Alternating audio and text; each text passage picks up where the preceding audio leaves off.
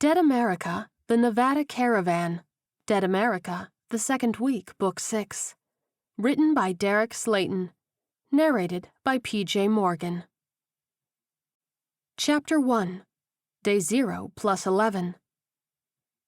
"How much further we have to go?" Private Ortega asked, running a hand through his dark hair and squinting out the passenger window of the big rig. Private Hickman stared down his nose as he took in the barren wasteland that was rural Nevada. "About 10 miles closer than we were the last time you asked that," he snapped. "No need to get bitchy," Ortega growled. "I'm just trying to stay on top of things."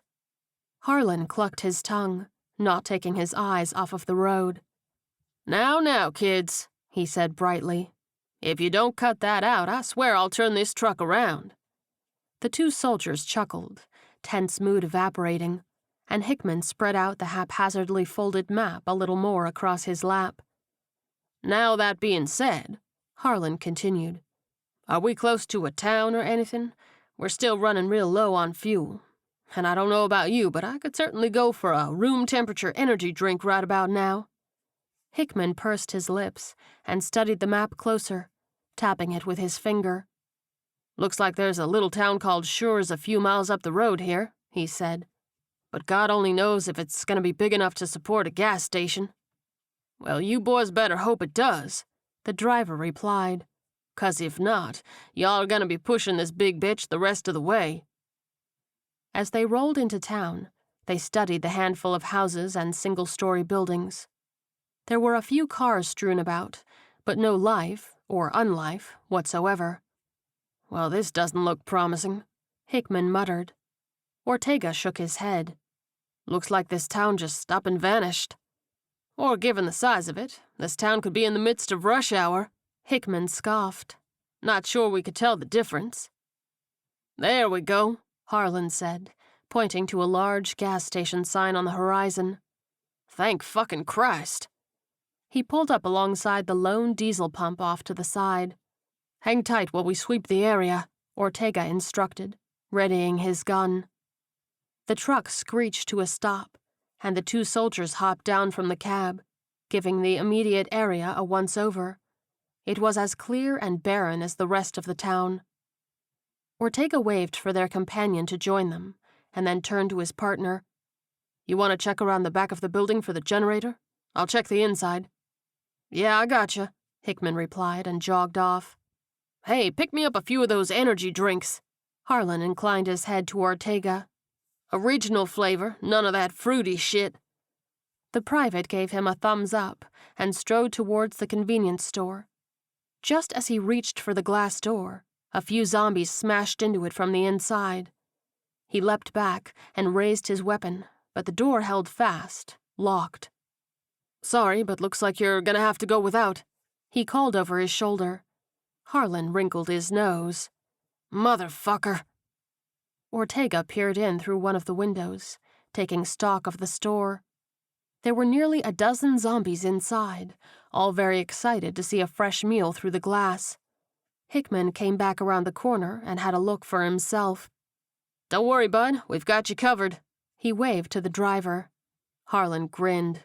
"My man." "You really want to risk our lives for some energy drinks?" Ortega raised an eyebrow.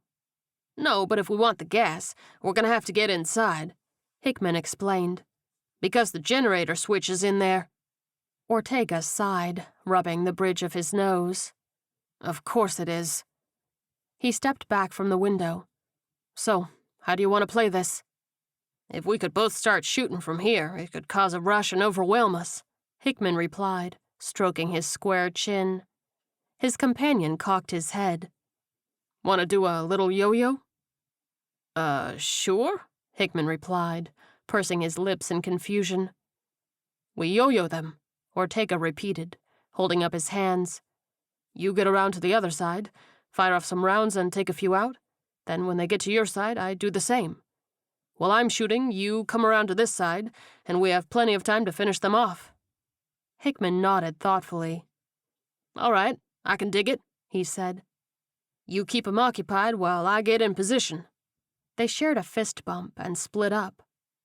Ortega stood in front of the glass door, waving and pounding on the glass. "Yeah, you fuckers want to turn me into tacos, don't you? Well, that ain't on the menu today." He peered past the significantly more excited zombies and saw Hickman through the other side in position. At a thumbs up, Ortega ducked behind the brick, out of the way of the glass.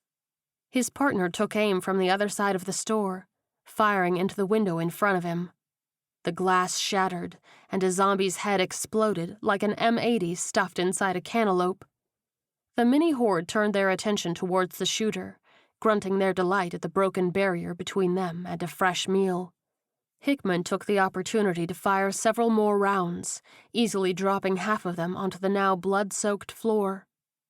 As they reached the halfway point, he yelled for his companion, and Ortega leapt out from behind the wall. He took aim at the back of the group and pulled the trigger, destroying the window on his side and taking out his enemy's head. He lined up another shot, and another, taking out 2 more, while Hickman fired again into the confused group of corpses. After 10 seconds of sustained shooting, the store fell silent, a pile of rotted flesh seeping goo across the linoleum tiles. "Yo-yoing, huh?" Hickman commended as he strolled around to his partner's side. "You need to patent that shit and sell it back to the military. That needs to be in the new field manual." Ortega snorted.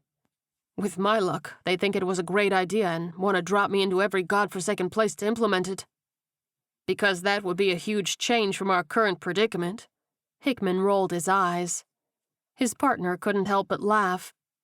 "True fucking story, bro. I'll check behind the counter for the switch, if you want to get our chauffeur his energy drinks," Hickman said, motioning with his thumb. "I heard that," Harlan barked. "And just a fair warning, you call me chauffeur again, and I'm gonna start calling you Miss Daisy." The soldiers chuckled. Hickman cocked his head. "Fearless leader, then?" he asked. The driver put a hand to his chin in mock thought, and then raised his hands in the air. "I humbly accept your designation." The duo stepped through the broken bay window and into the store proper. Ortega danced around the thick blood creeping across the floor to scan the long, dormant coolers on the far end. "You want anything?" he asked. Hickman stepped over a corpse behind the counter. "I'll take some water and some nacho chips if there are any left," he replied, and felt around under the register for some kind of switch. He knelt down and found it, labeled clearly, and flipped it. A low rumbling started up on the other side of the far wall, signifying success. Ortega emerged from the window, arms full of snacks and drinks, and furrowed his brow at the sight of Harlan struggling with the pump. "You all right?" he asked. "Fucking thing ain't working," the driver replied brusquely. "I'm squeezing the handle and it's coming out drier than an 80-year-old's cum shot." Ortega winced. "There's a visual I could have done without," he muttered, and then popped his head back inside. "Hey, the pump ain't working." "Well, it's on," Hickman replied with a shrug. "See if there's a secondary generator," his partner suggested. "Or maybe the pump isn't turned on?" Hickman ducked back behind the counter again, searching for more switches. He found the board for the pumps, and then his shoulders slumped in defeat. He pulled a Post-it note off of the board and walked over to his companion, sticking it to his chest and walking right on by without another word. Ortega tilted his head and stared down at the note, reading, "First diesel delivery on Friday." The private sighed. "Fucking hell." Harlan cocked his head as the soldiers sauntered over to him and dropped the nozzle at the sight of their forlorn faces. "We fucked?" "Yep," Hickman replied, and pulled out his map, holding it up against the grill of the truck. "Okay, we're here, and it's just a straight shot up the highway to Urington." He pointed to the paper. Harlan nodded thoughtfully. "That's what, 20, 25 miles?" "It's as good a guess as any," Hickman replied. "The high school is on the north end of town, so right as we come in. According to our intel, that's where the survivors are." Ortega cracked open the beverages and handed them around, taking a long swig of his water as he studied the map. "We going to have enough fuel to make it?" "We've been riding on empty for a while now," Harlan said. "There might be enough fumes in there to get us to town, Only thing I can guarantee is that we ain't going much further than that." Hickman took a deep breath and folded the map. "This is such a well-thought-out operation." "Hey, I'm doing the best I can here," Harlan bristled. "Ain't your fault," Ortega assured him. "We're just not a fan of this whole, let's send out some disposable assets without proper intel or resources." Hickman pocketed the map with a sigh. "Especially when we're the disposable assets." Chapter 2. The truck rolled into the north part of town, still chugging away despite running on fumes. There was only one lone zombie lumbering along the edge of the street, and it looked up dumbly with milky eyes as they passed. "The school should be 3-4 blocks up on the left," Hickman said, pointing through the window. As they got closer, zombies began to stagger out of everywhere. They stumbled down lawns, bouncing off the sides of the truck and tumbling back into the grass on the side of the road. As they reached the football field, Harlan slammed on the brakes, the three men's jaws dropping at the sight before them. "What the hell happened here?" Ortega breathed. The school was a smoldering wreck. The football field crawled with zombies, the fence completely down. There was a massive hole blown into the side of the building proper, and the second floor collapsed into the first along the entire back half of the building. They'd been told this was a survivor camp, but there didn't seem to be a single living thing left. All of a sudden, a high-pitched buzz echoed in the cab as the fuel light blinked rapidly. Harlan immediately threw the truck into gear and floored it. "What are you doing?" Ortega cried. The driver shook his head. "Trying to get us the fuck out of here before we run out of gas. If I can't get us clear, we're gonna be in a heap of trouble if we're surrounded by those things." The soldiers shared a grim look, silently conveying that this was the only logical solution. In front of them was a modest downtown area filled with 1- and 2-story buildings. 2 blocks up stood a wall of zombies, at least 1,000 clogging the street. "Can we punch through them?" Ortega asked. Harlan dropped gear and punched the gas. "We're gonna try." As he smacked several corpses staggering around on the road, flinging them harmlessly to the side, Hickman opened his map. "It's a straight shot out of town, maybe a mile and we're clear," he said. And then the engine sputtered. Hickman clenched his jaw. "So much for that." "Hang on, boys, this is gonna be bumpy," Harlan bellowed, and jerked the wheel to the left. They bounced up onto the sidewalk, screeching along the first building on the block, which was a clothing store with shattered windows. They ran over a good amount of zombies, crunching them beneath the tires, as the rest swarmed around the open sides of the truck. "Get to the roof," Ortega barked. He rolled down the passenger window and pulled himself out, careful not to let any part of his body dip low enough into the sea of rotted fingers reaching up to grab him. He knelt on top of the cab and then reached down to help Hickman up. Harlan struggled to get through the window, his belly catching on the sill.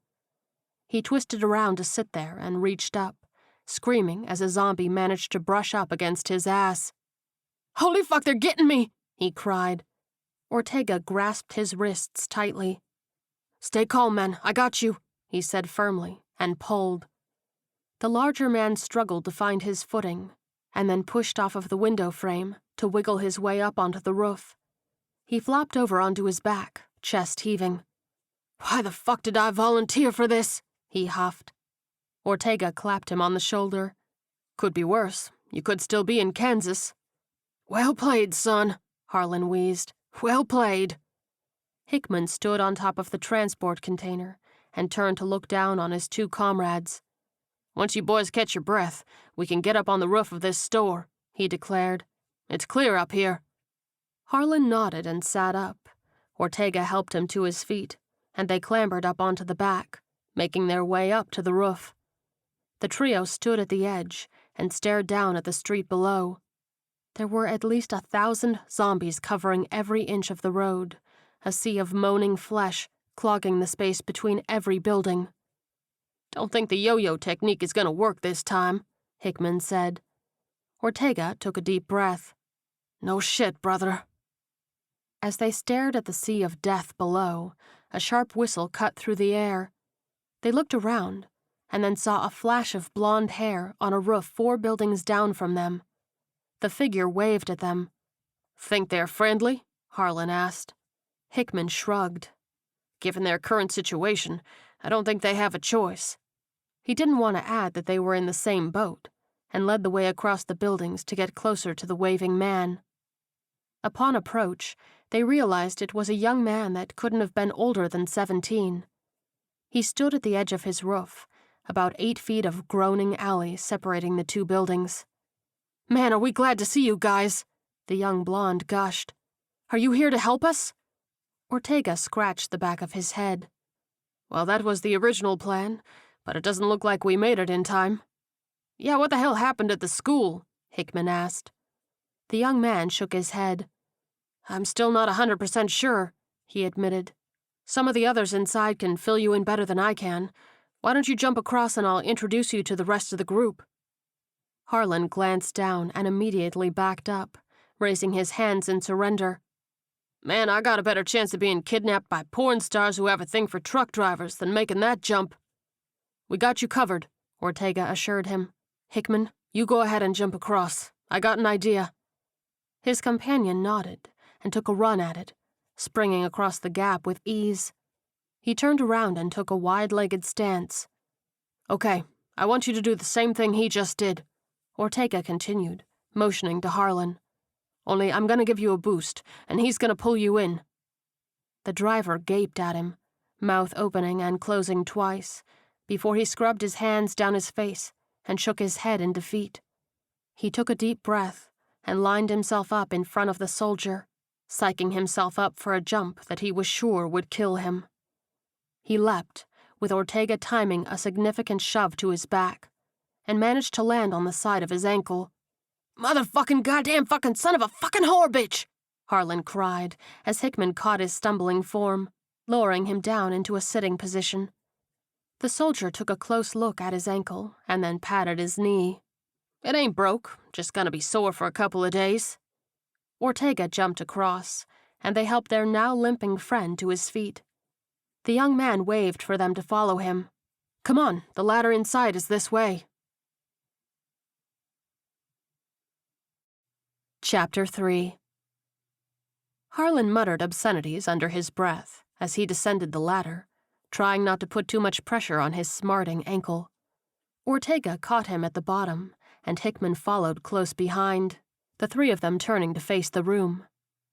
There were about 20 people in the furniture store, all ages and shapes and sizes strewn about. "I told you I heard something, Ryan!" A red-headed woman that looked to be in her early 20s cried as she approached the blonde. He rolled his eyes. "And I believed you," he replied, putting a hand on her shoulder. "If I didn't, I wouldn't have climbed up. Gentlemen, this is our Spitfire, Audrey." "Welcome to our very own little slice of heaven," she said, extending her hand. The trio shook it in turns. "Nice to meet you," Ortega said. "I'm Private Ortega, this is Private Hickman, and this big ball of joy is Harlan." The redhead furrowed her brow at the wincing truck driver. "Are you okay?" she asked. "Yeah, he's fine, just twisted his ankle up a bit," Hickman replied. "Oh, well, the doc can take a look at him as soon as he's done with Jordan," Audrey said, motioning over her shoulder. An older man sat, wrapping a bandage around a younger man's leg. Ortega pursed his lips. "You know bites are contagious, right?" "No fucking shit, dude," the redhead snapped. "Just because we're in a small town doesn't mean we're morons. It also doesn't mean we haven't been dealing with the same world-ending bullshit that you've been dealing with. Or did you happen to miss the 1,000 rotting corpses on your way in?" The soldier raised his hands in surrender, shaking his head. Whoa, I wasn't implying that," he assured her. "It's just when I enter a room and see someone bandaged up, I just like to check."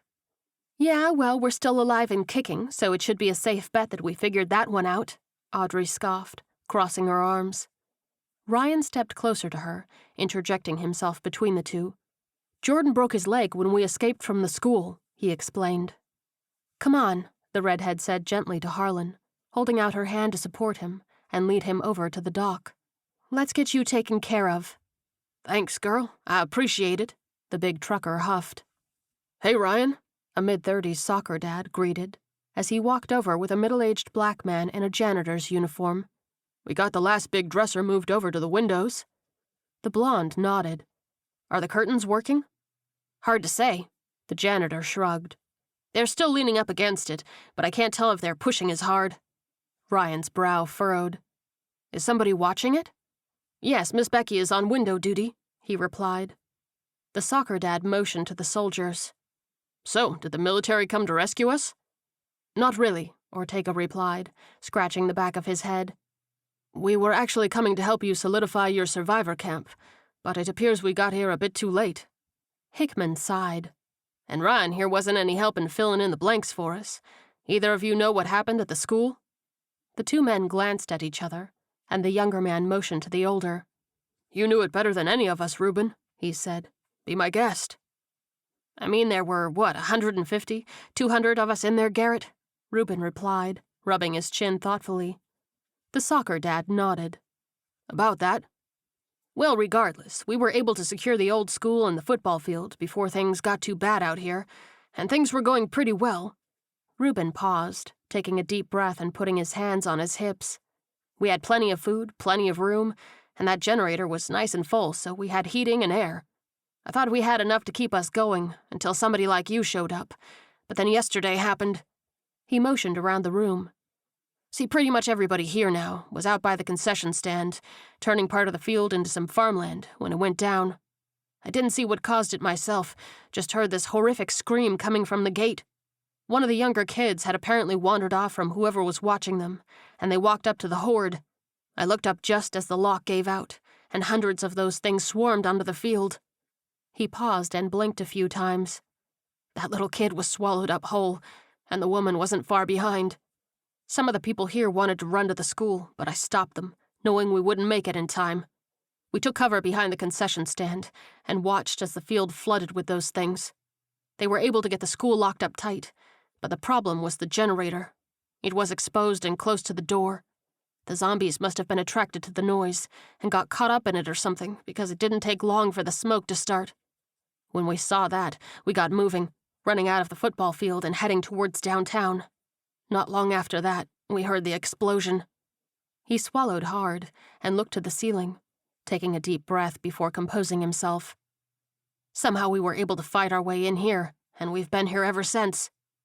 "And unfortunately for us," Ryan added, "enough of those things saw us getting in here that they stuck around and attracted the crowd that's out there now." Reuben leaned forward. "But you fellas went by the school, didn't you?" he asked. "Were there any survivors?" "Most of the building collapsed in on itself," Ortega said, shaking his head sadly. "If there are any survivors under there, we don't have a way to get to them or get them out. I'm sorry." The janitor nodded in somber acceptance. "So have y'all thought about getting out of here?" Hickman piped up. "We tried yesterday, before the crowd outside got too big," Reuben explained. "One of the local boys thought he could lure them away and give us a chance.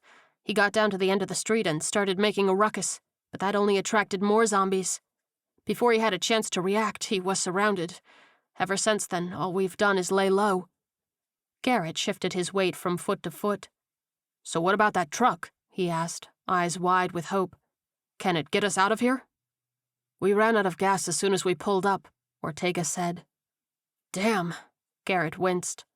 "Is there anything useful in there?" "Yeah, it's filled with useful stuff," Hickman replied, rolling his eyes. "It's kind of the entire reason we're here." The portly man narrowed his eyes. "I mean, is there anything useful to our current situation?"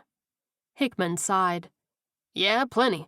There's a shitload of guns and ammo in there, but it's behind about 15 pallets of other stuff. So unless you want to start unloading the truck, we ain't getting to it." "What about diesel?" Ortega cut in. "Is there a gas station in town?" Ryan wrinkled his nose. "There is, but we drained it and took everything to the school." "Great, so no diesel anywhere in the general vicinity," Hickman declared. "This mission keeps getting better and better." Reuben suddenly gasped. "Hey, what about old Charlie Russell?" Garrett furrowed his brow. "Crazy Charlie down there in Mason?" "Yeah, him and I go way back," the janitor replied, waving his hands around. "I mean, we kinda lost touch when he, well..." His companion raised an eyebrow. Went survivalist nut job? I probably wouldn't have put it that way, but yeah, Reuben said. A survivalist might have diesel on hand, Ortega cut in. How survivalist are we talking? A couple years back, he decided to turn the trailer park he owned into a compound for like-minded individuals, Garrett explained. Didn't take long before he was the only resident left. Hickman nodded. How far away is Mason? A couple miles due south of here, just on the other side of the river, Reuben replied.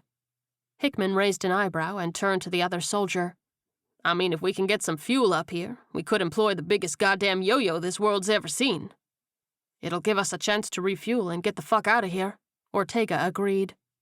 Would you fellas mind joining us on the roof? Hickman turned to the others. We have some plans to make.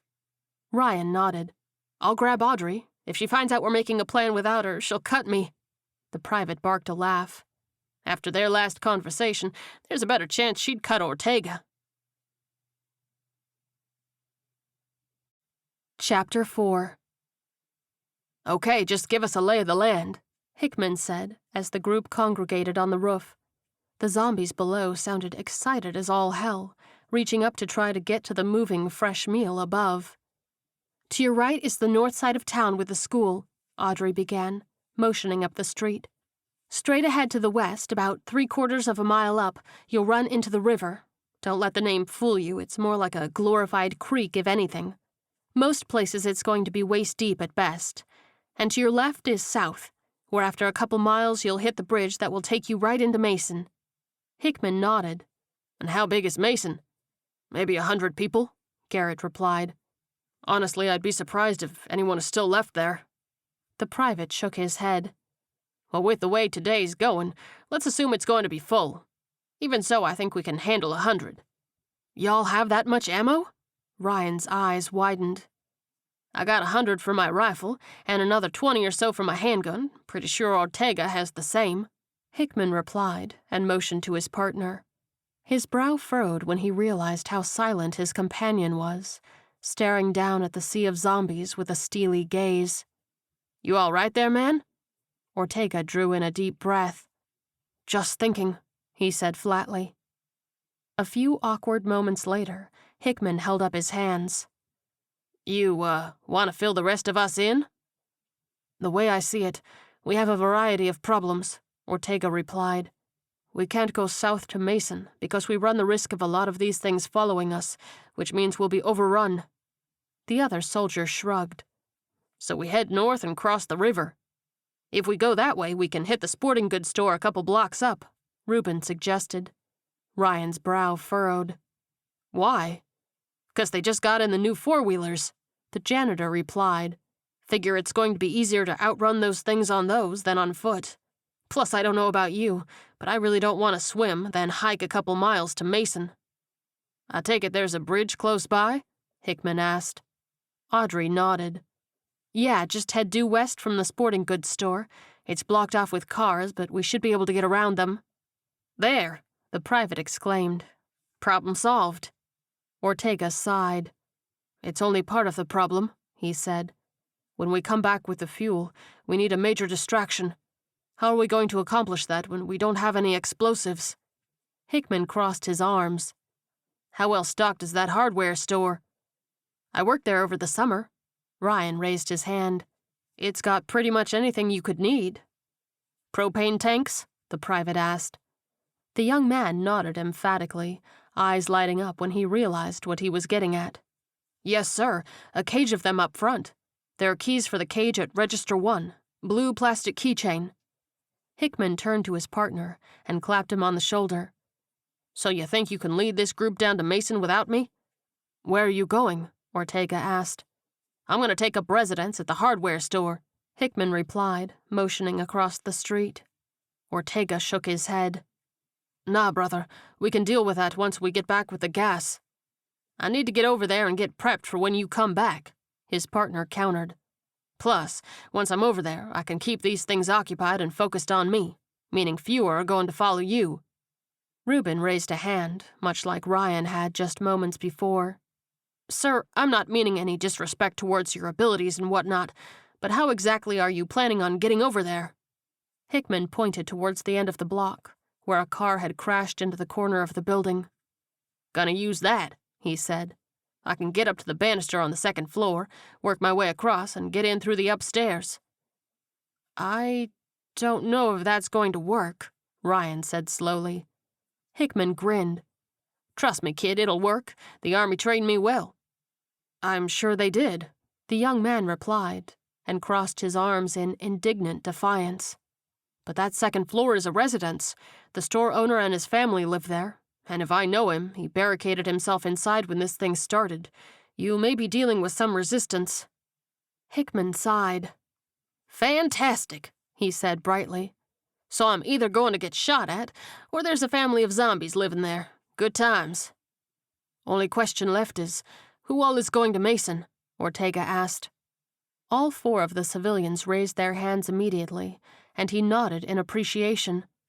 "Looks like we have a raiding party. Are you sure nobody wants to stay behind to make sure the survivors downstairs are ready to move?" Ryan shook his head. "The doc and a couple of the others are capable of that," he assured them. "They aren't really fit enough to get out here, though." "Garrett, you sure?" Reuben put a hand on the portly man's shoulder. "What about your girls?" "I'm going because of them," Garrett replied firmly. "The more able bodies we have out there, the better chance we have at pulling this off." "Can't argue with that," Hickman put in. "Okay, it's settled then," Ortega said. "If you have weapons, guns or otherwise, grab them." Ryan took a deep breath. "We're low on guns. I think there might be 2 down there. I'll go get them." "Good deal," Ortega replied. "While you're down there, inform the doc what's going on and tell him to be ready, because we aren't going to have much time when we come back. Does he have a radio?" The young man nodded. "Yeah, there's one down there." "Good. Tell him to monitor Channel 7, Ortega instructed. As the civilians headed back down the ladder, he stood next to his companion on the edge of the sea of death below. "You ready to do this?" "Nope," Hickman replied, popping the pea. Ortega chuckled. "That's my boy." Chapter 5. Ortega led his team to the southern edge of the furniture store, and they started a riot. They clapped, whistled, and yelled, making noise to attempt to draw the horde's attention to them as much as possible. Hickman crept to the far northern end of the block, staying as low as he could. He lined himself up with the back of the truck, taking a few deep breaths to steady his heart rate and be ready for what he was about to do. His radio crackled quietly, and Ortega's voice came through at the lowest volume. "Hey, you read me?" "Yeah, how am I looking?" Hickman whispered back into the receiver. "I think it's about as good as it's going to get," Ortega replied. Hickman chuckled quietly to himself. "Doesn't sound promising," he said. "There's about 40 or so between you and the car," his partner said. "But they're spread out pretty good." Hickman scrubbed a hand down his face. "Oh, 40, is that all?" "Well, it's better than the couple hundred that were there a few minutes ago," Ortega assured him. "Can we give it a few minutes?" his partner asked, swallowing hard. "Negative," Ortega replied. "I don't know how much longer the front windows are going to hold under the pressure." Hickman sighed. He crawled to the edge of the building, peering out over the street. "Are there any directly beside the truck?" "There are a couple. Can't tell how many, though," Ortega came back. Hickman got up on one knee, shaking out his hands to psych himself up. "When I go, try to take out the ones that are closest to the car," he said, keeping his eyes on his path between ambling zombies. "I got you, brother," his partner promised. "And for the love of Christ, don't shoot me," Hickman said. Ortega chuckled. "Wouldn't dream of it. Good luck." Hickman tucked his radio away and took another deep breath before pushing off the roof. He hopped down onto the top of the truck, the thud fairly insignificant, but loud enough to attract the attention of the corpses closest to him. He took a run at the back of the truck, hopping down to hang from the edge, dangling a few feet above the street. He made sure there were no gnashing teeth directly below him, and then dropped to the asphalt. As soon as his boots hit the ground, a zombie lunged at his shoulder, and he planted his foot into its chest to shove it back, before sprinting in the direction of the car. Zombies turned towards him, but heads began to explode. Ortega took out corpse after corpse, the cracks of his rifle from his vantage point serving to draw the attention to him instead of his running friend. A pack of a few dozen began to close up the clear path Hickman had planned on heading through, and Hickman dashed forward, putting his shoulder down. He barreled through the mini horde, ducking under outstretched hands and shoving back and forth like a running back through the secondary. When he emerged from the pack, 2 creatures came at him from either side, snarling and snapping. He reacted without thinking, snatching one arm and flinging one zombie into the other, knocking them both off of their feet to the street. Hickman tore for the car anew, only one zombie left in his path. As he approached it, its head came clean off, and he used the falling corpse as a springboard to jump up onto the truck of the wrecked vehicle. He steadied himself on the roof and glanced over his shoulder. The remaining zombies converged on his position, and he knew that if he didn't act fast, they would easily be able to reach him on the roof of the mangled car. "I hope this shit is well built," Hickman muttered under his breath, and squatted down before leaping straight up, grasping the lip of the second-floor balcony. He grunted loudly as he pulled himself up and swung a leg up over his head, giving him just enough leverage to pull himself out of the grasp of the zombies angrily swarming the area he'd just vacated. He struggled for a moment, his fingers straining to hold his weight, and he gave one last heave to propel himself up onto the ledge. He rolled over onto his back, huffing and puffing as the zombies below moaned in frustration at their lost meal. "Man, that was amazing, brother!" Ortega's excited voice came through the radio. "I knew it wasn't going to be that bad." Hickman lazily raised the mouthpiece to his lips. "Do me a favor and don't talk to me for a minute, will ya?" "I understand you," Ortega replied with a chuckle. "You take a moment while we get into position." Hickman sat up slowly, shaking his head. 10-4, he said. He grunted as he got to his feet and made his way across the wooden awning above the street. He kept his eyes ahead of him, focusing on his footing instead of the hungry corpses below. A loud thunk on the window to his left startled him, and he lashed out to steady himself on the siding. He studied the zombie behind the glass, once a young girl in her late teens, blood-soaked blonde hair matted against a deep wound on her cheek. She gnashed her teeth against the glass, clawing fruitlessly with broken fingers. Hickman shook his head and continued to move, taking a knee beside the first window of the residence above the hardware store. "I'm in position, are you ready?" he asked quietly into the radio. "You tell us," Ortega replied. "How are we looking down there?" Hickman unslung his assault rifle and looked through the scope, staring back at the zombies swarming the furniture store. "It's a similar situation to what I had, but if you give me a minute..." He began to fire on the zombies near the truck, heads exploding and splattering crimson along the cab. The crack of his gun attracted not only those zombies, but a lot of the furniture store ones as well, relieving the pressure on the weakening windows. "You're good," he said. "Go now." "On the move," Ortega came back. "I'll be in touch." Hickman continued to fire for a while, clearing out a few more zombies for the group as they made their way to the truck. He monitored them jumping down to the ground and then heading up the road away from the main horde. Once they were safely away, he slung the rifle back over his shoulder and pulled his knife out of its holster, turning to work at the lock on the window. He jimmied the blade underneath and pried hard, and the latch snicked open. He opened the window as quietly as he could and slid into the apartment, bracing his knee on the edge of a sink full of grime-covered dishes. He pulled his second leg in and bonked one of the plates, grimacing at the echo of rattling ceramic. He jumped down to the floor and took a defensive stance, holding his knife out in front of him. "If anybody is in here, I'm not looking for trouble," he called. "Just want to do a little shopping at your store." He tensed at the sound of footsteps from the other end of the apartment, and then whirled in the opposite direction at the pantry crashing open. 2 female zombies descended upon him, and he immediately reacted, stabbing downward into the shorter one's head, burying the blade into her skull.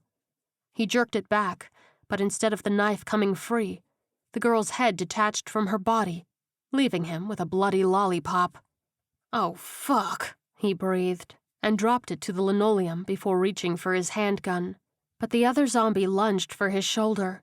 He braced his forearm against her chest, trying to keep her teeth out of his shoulder, leaning back as he fumbled for his weapon. A male zombie entered from the other side, letting out a loud, excited moan at the sight of fresh meat. Hickman backed up against the kitchen island, flipping himself backwards and pulling the female zombie with him. He rolled, scattering utensils everywhere, and flung her down to the other side, landing on her chest with his knees. She flailed around, arms smacking against the kitchen chairs, and the flimsy table buckled, knocking a set of salt and pepper shakers to the floor. He saw the kitschy lighthouse shape and grabbed one, jamming the tip of it into the zombie's eye.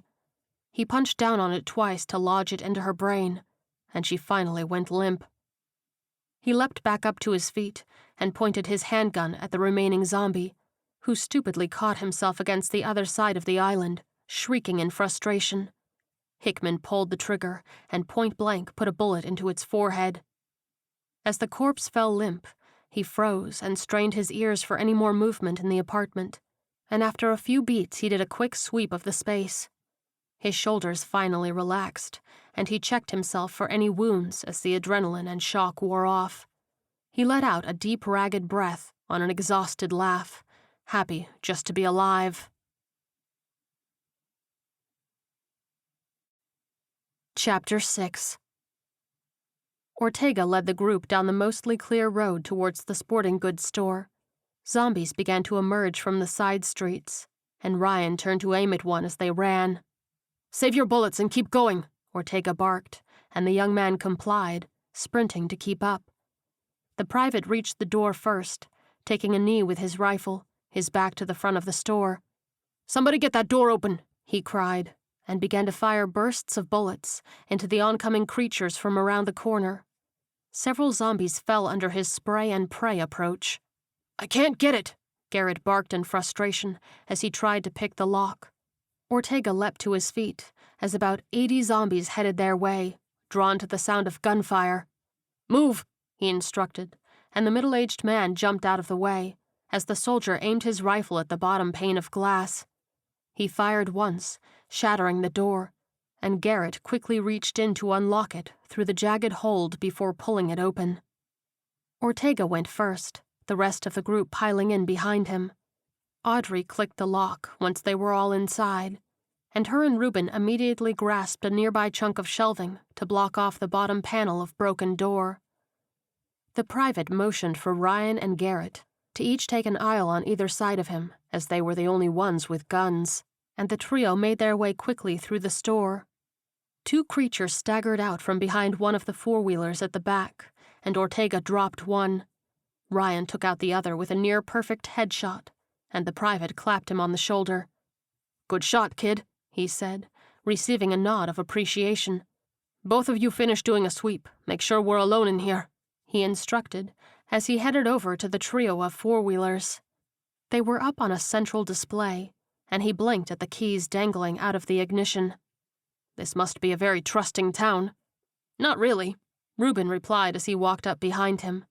"Everybody just knew the owner was a gun-toting maniac, so they didn't want to press their luck." Ortega chuckled and shook his head. "Cheaper than an alarm system. I like it." He climbed up onto the vehicle and turned the key to start the engine thrumming. It had half a tank of gas, much to his pleasure, and he glanced at the others as Reuben fired up one, and Audrey hopped on the third. "Everybody good on gas?" he asked. "Little less than half a tank," Audrey reported. Reuben held up his hand in a thumbs up. "Got 3/4 over here." Ryan headed over as he holstered his gun. "We're clear in here, but it's not looking good outside." "How close are they?" Ortega asked.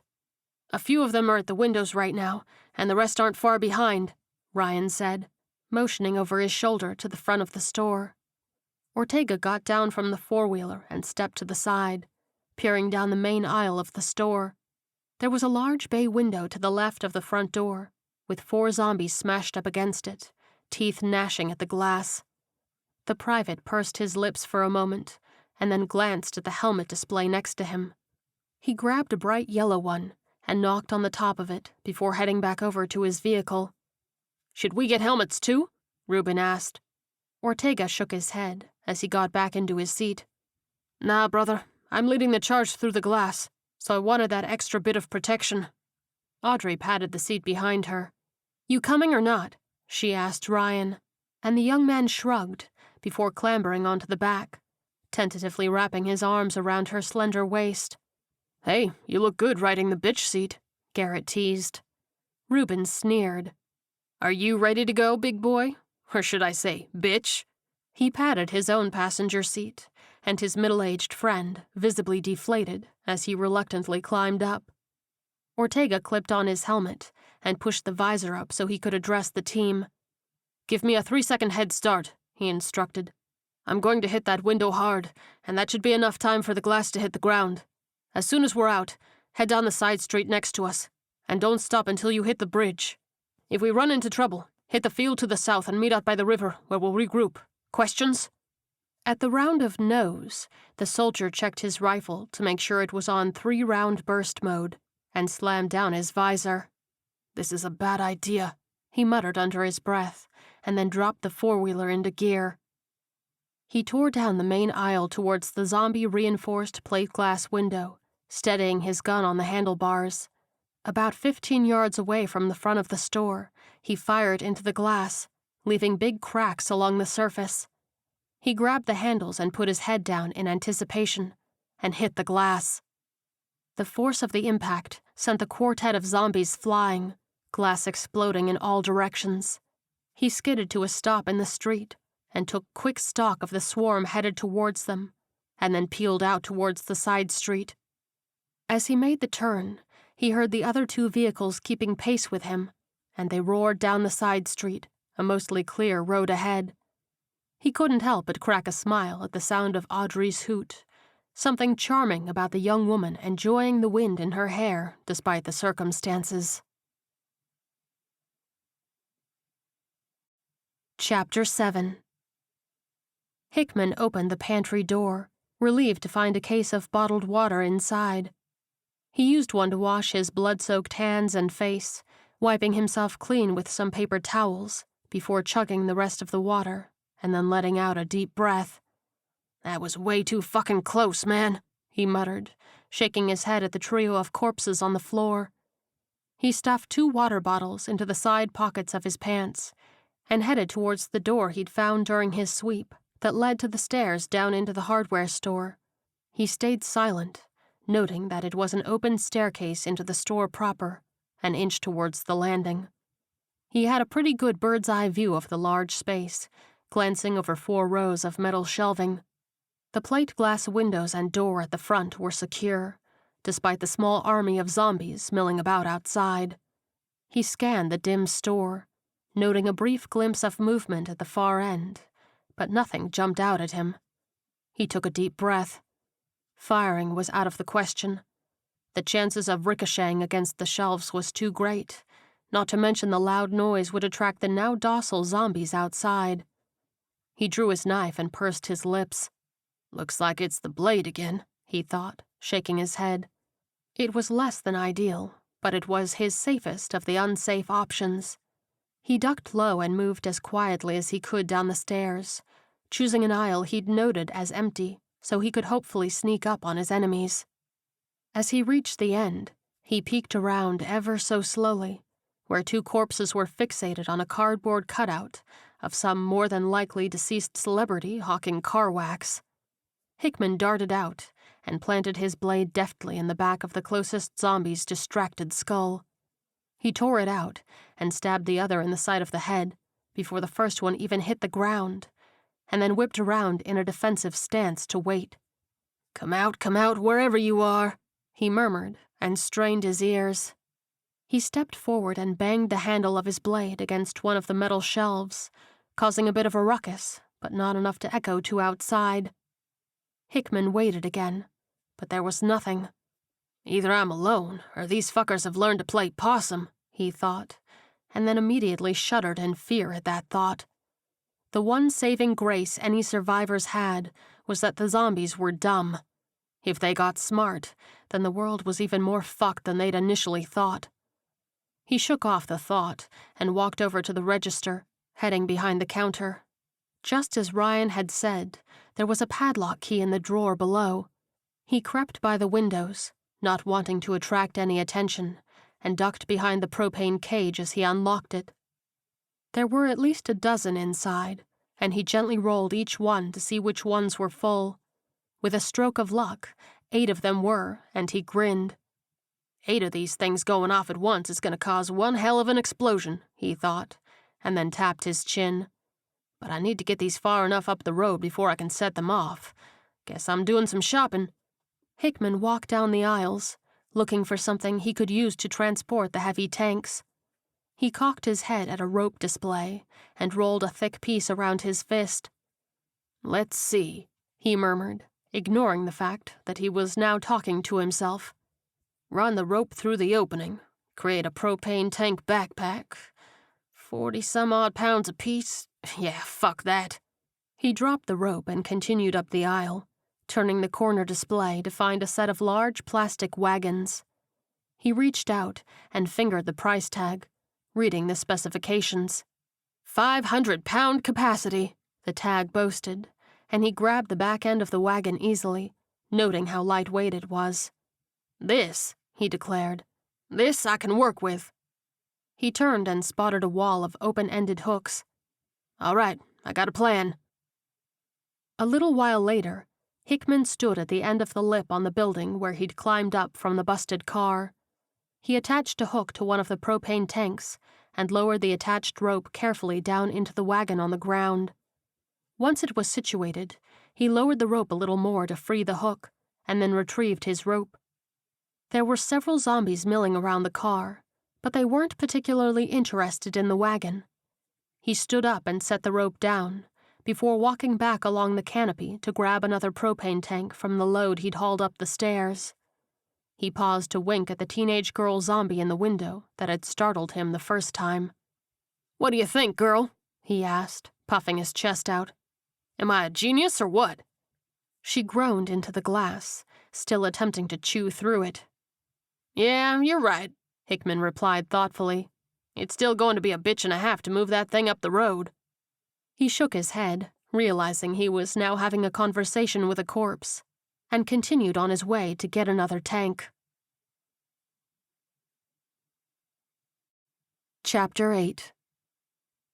Ortega led the trio of four-wheelers down the highway towards Mason. It was almost peaceful, a nice breeze and no zombies in the immediate vicinity. The 10-foot-wide river stretched out parallel to the road, with just open field beyond. Audrey swerved back and forth playfully, causing Ryan to grip her waist in fear and squeeze his eyes shut. The 2 men on the vehicle beside her chortled at the young man's plight. Ortega slowed to a stop as they reached the outer edge of town, pulling up in the middle of the road. The other 2 vehicles came to a stop on either side of him, and they all cut their engines to save on gas as they took in the tiny town. "Man, this place does not look big at all," the soldier said. Ryan finally relaxed, leaning back on his hands. "It's like 6 blocks by 10 blocks. I used to work at a mall up in Carson City that was bigger than this place," Audrey added. Ortega turned to Reuben. "So, where does your buddy live?" "Far end of town by the river," the janitor replied, pointing. "Literally the last lot." "Okay, I don't want to take any chances," the soldier said.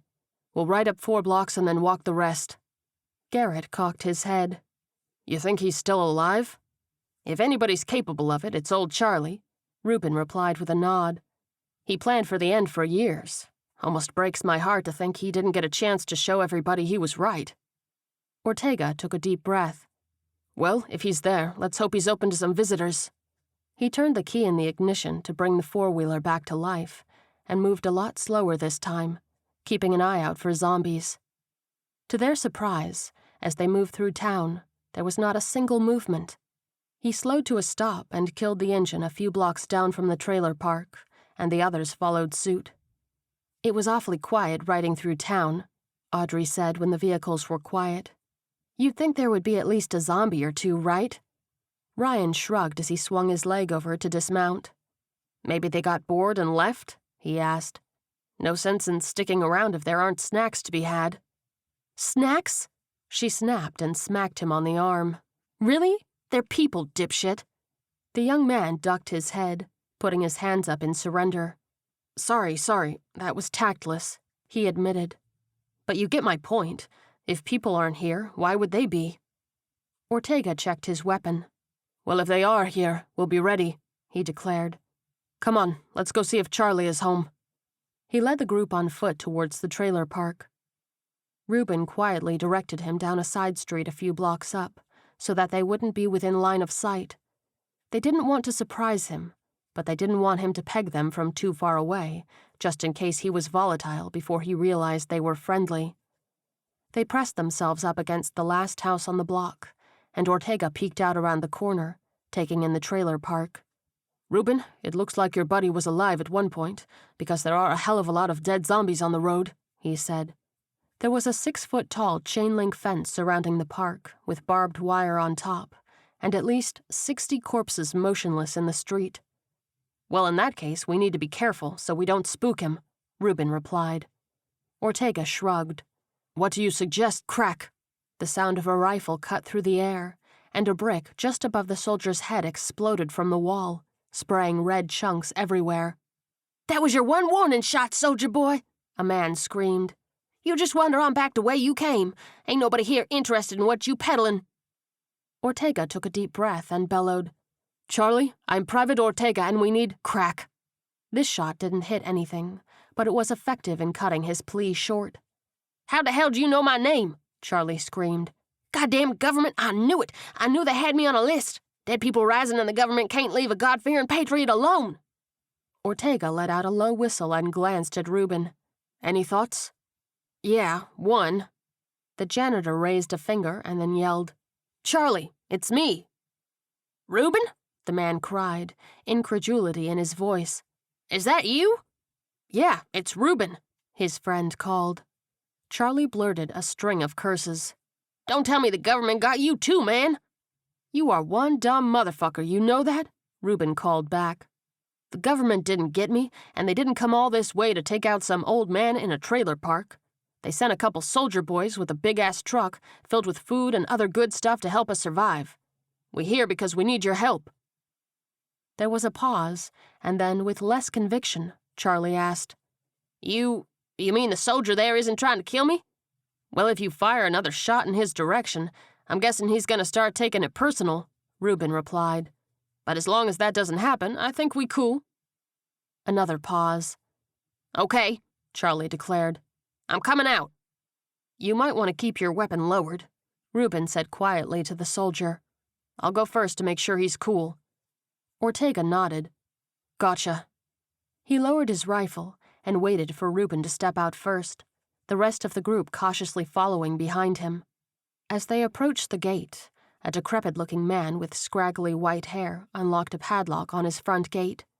He pulled the gate open, his wild, snowy beard parting in a smile at the sight of his friend.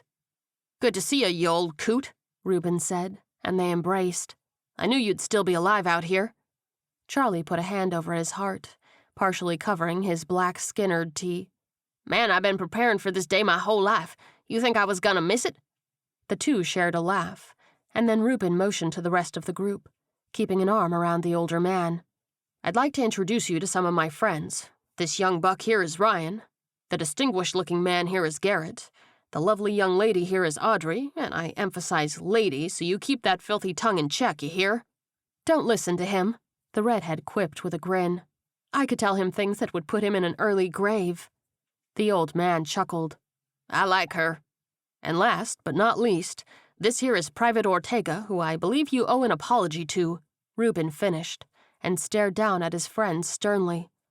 Charlie extended his hand, head bowed like a scolded child. I hope there's no hard feelings there. No harm, no foul, Ortega replied, and shook his hand firmly. I can't say if the situation was reversed that I wouldn't have done the exact same thing you did. Charlie smiled. Well, that's so good to hear. I tell you what, let's go to my place and have us a little fence-mending celebration. I have some cold ones in the fridge that I would be more than happy to share with y'all. not really in a position to party at the moment, Reuben admitted. We got us a bit of a situation up in town we need some help dealing with. Charlie nodded slowly, putting up his hands. Okay.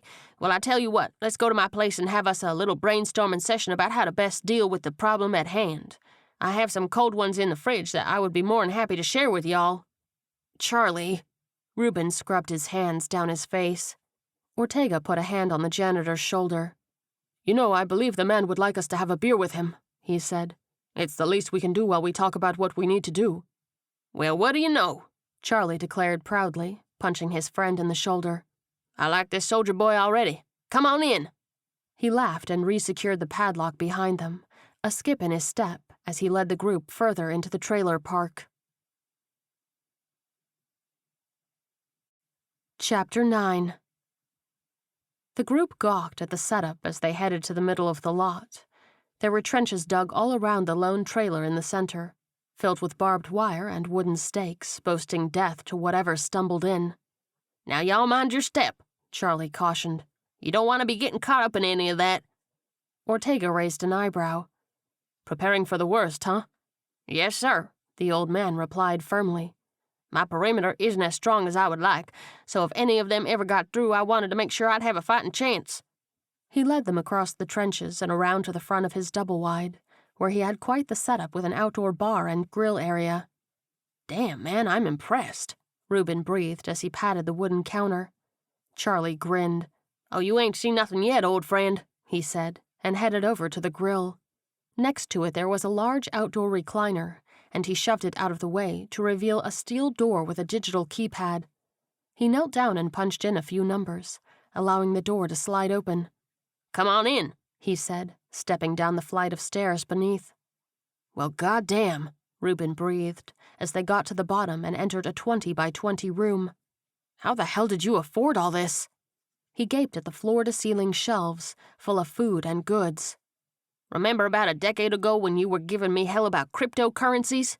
Charlie turned and stuck his thumbs innocently into the belt loops on his cut-off jeans, puffing out his chest.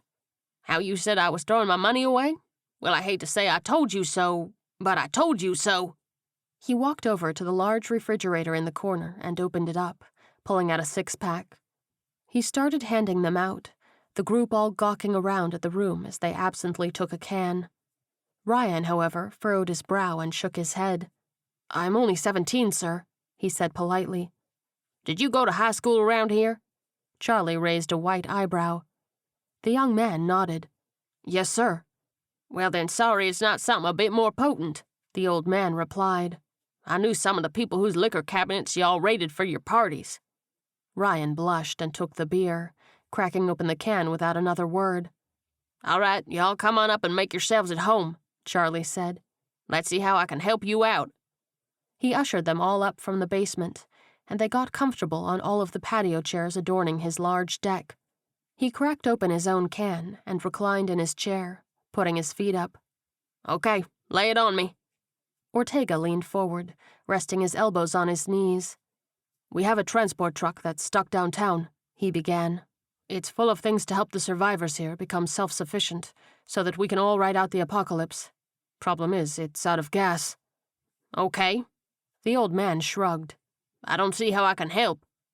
Are you dense? Reuben rolled his eyes. We need some of your diesel so we can get that thing running again. Are you friggin' kidding me? Charlie cried. I barely have enough to keep me going for the next 3 months. Why don't y'all just hit up the gas station and call it a day? Reuben glared at him. Did you not hear the big explosion the other day? Yeah? The older man replied. Reuben threw his hands up. Well, there you go. Charlie sighed, rubbing his beard and shaking his head. Man, I don't know.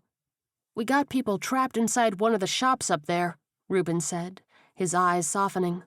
If we can get that truck going, then we can get them out of there. The old man pursed his lips. And where are you planning on taking them? Looks like you have plenty of vacant houses around here, the janitor replied, motioning to the empty trailers. No, Charlie said, raising his empty palm. I know we go way back, but man, it takes a set of wheelbarrow-sized balls to come into my house, drink my beer, want my fuel, and then tell me you want a bunch of people to move in? Jesus, man, come on! Ortega took a deep breath. What if I made you a deal? The old man regarded the soldier for a moment, eyes narrowed. All right, given that I took a couple of pot shots at you, I suppose part of my apology can be hearing you out, he said. Let's hear what you have to say. Okay, Ortega continued. You give us some fuel and help us secure the town, and I'll set you up with your own private solar-powered generator. The rest of us will be sharing, but you'll have your very own. Solar panels? Charlie scoffed. You mean that commie hippie bullshit that ain't worth a damn? Why in the hell would I want that? The soldier regarded him calmly. I promise you, it's worth quite a bit. With what I'm going to set you up with, you'll be able to run everything you have, above and below ground. And remember, the sun isn't going to run out of power. Your diesel, however, will. I ain't convinced. Charlie set down his beer and crossed his arms defiantly.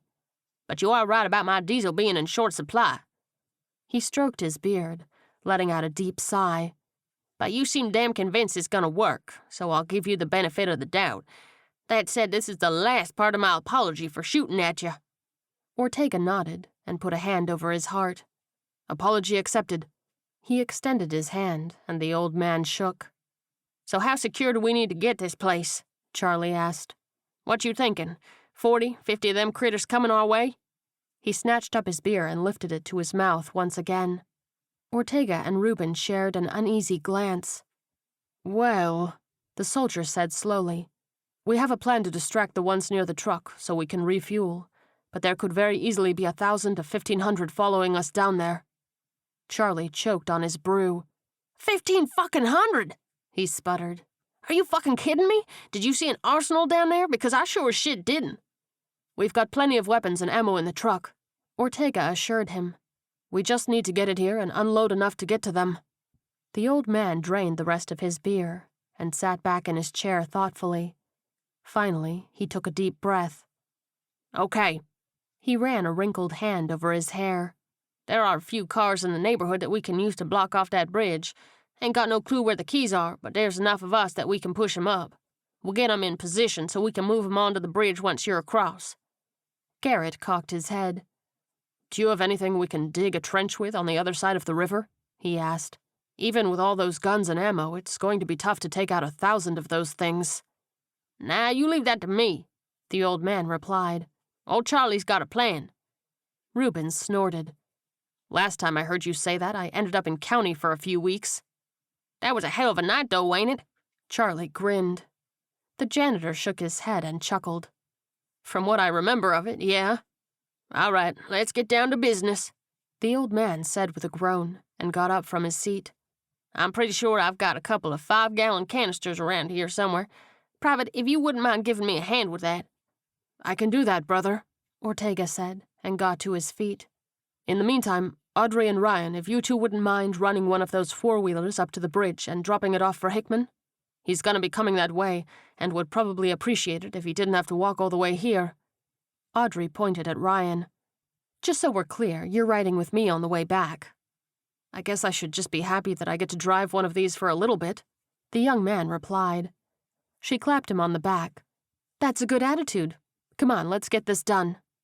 Just go as quick as you can, Ortega said. Because, Ryan, you're gonna have to come with me into town. The young man ruffled his hair. Man, my day just keeps getting better, he said playfully. And I'll take old Garrett here and we'll start tracking down those vehicles, Reuben said and stood up, knees crackling. Judging by the size of that bridge, I'm thinking 3 might do the trick. 4 might be better, Garrett replied. 2 end to end and 2 more shoring them up. You get enough of those fuckers all pushing in the same direction and they can move some cars. And if we have a vehicle in the rear, we'll have a firing platform, Ortega added. Reuben nodded. 4 it is, then. The group headed off, and Ortega put up a hand, taking his radio from its clip. 1 sec, I just gotta let my partner know what's going on. Have at it, sir, Charlie replied, and collected the beer cans to dispose of them. Ortega pushed the button on the mouthpiece. Hey, Hickman, you still alive up there? He asked. There was no response. He swallowed hard. Hickman, you copy? Still nothing. Heart pounding, he clenched a fist and looked to the sky before asking desperately, Come on, this isn't funny, brother. Man, you are impatient, Hickman came back. I'm working over here and can't drop everything at your beck and call. Ortega let out a relieved laugh. Apologies, brother. How we looking up there? I've got 7 canisters loaded in, 1 more to go, came the reply. It's gonna be a big-ass boom when it goes off. Good to know, Ortega replied. I figure we're about 30 minutes out. Will you be ready by then? Yeah, I can work with that, Hickman said. I'm gonna be doing a dead-ass sprint through these things, so you let me know when you're in position. Ortega nodded. 10-4, he said. Oh, and I'm having some transportation arranged for you up at the bridge. We're dropping off a 4-wheeler as we speak. A noise of intense satisfaction came through the speaker. Much appreciated. Okay, hang tight, Ortega said. I'll be in touch soon. He returned his radio to its clip and turned to the old man. All right, Charlie, let's see about getting us some fuel. Chapter 10. Hickman stood in the window of the apartment and took a sip from a bottle of water as he looked out over the street. There were still hundreds of zombies outside the furniture store, but at least they weren't banging on the glass anymore, having forgotten about the fresh meat inside. His radio crackled. Hey, you ready to roll? Ortega's voice came through. About as ready as I'm ever gonna be, Hickman replied, his voice monotone. His partner snorted. If that's not the voice of overwhelming enthusiasm, I don't know what is. Well, I'm about to get chased through the streets by 1,000 zombies while pushing nearly 400 pounds of propane, Hickman said flatly. This wasn't exactly on my list of things to do today, you know? There was a short pause. I'm sorry, brother. I'd switch places with you if I could. Yeah, I know, man, I know, Hickman replied. So where are you setting this thing off at? Ortega asked. His partner pursed his lips.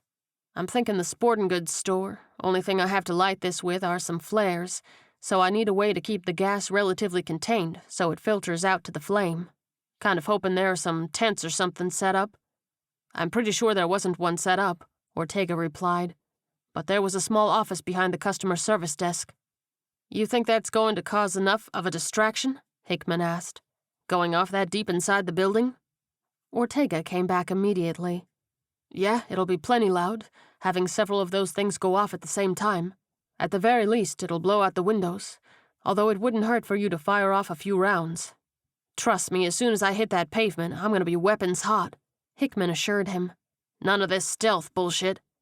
His partner laughed. Hard to argue with that. And you know where you're headed, right? Yep, side street, then straight onto the bridge. Hickman nodded firmly at his reflection in the window. Just be careful, Ortega warned. We had a couple of stragglers follow us out of the sporting goods store. They've probably wandered off the main road, but you never know. I'll save some shots for them then, his partner promised. Be safe, brother, Ortega said. We'll see you soon. Hickman took a deep breath. Looking forward to it. He put his radio away and crept back outside onto the awning as quietly as he could. He inched his way along to the end and took a knee to look over. There were 2 zombies within 10 yards of the wagon, but they were too stupid to bother looking up at him. He turned and gave a hard tug to the thick rope he'd previously secured to a drainage pipe. This is way too close for comfort, he thought bitterly as he gave the rope another strong tug to make sure it would for sure withstand his weight going down. If I pop off from here, that'll give me about 10 seconds to get down and get moving. This had better be fucking worth it. He drew his handgun with one hand and gripped the rope with the other, taking a loose-legged stance to be ready to spring. He aimed his gun at one zombie head and then practiced swinging quickly over to the other a few times before taking a deep breath.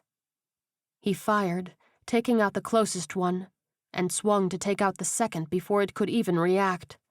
He shoved his gun back in its holster as the bodies hit the asphalt and rappelled himself down the building.